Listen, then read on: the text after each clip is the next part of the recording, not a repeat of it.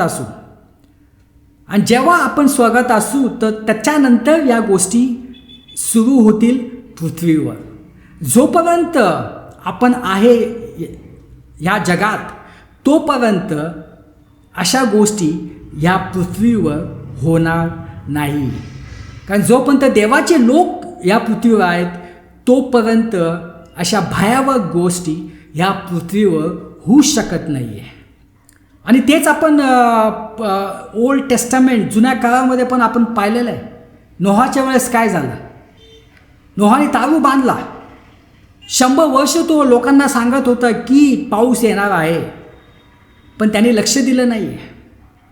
त्यांनी पश्चाताप केला नाही आहे. जर ते पश्चाताप केले असते ते वाचले असते. जर ते त्या तालावामध्ये आले असते, त्या आर्कमध्ये आले असते तर ते वाचले असते.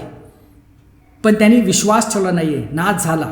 पण देवाची इच्छा होती की त्यांनी यावं आणि स्वतःला वाचवावं.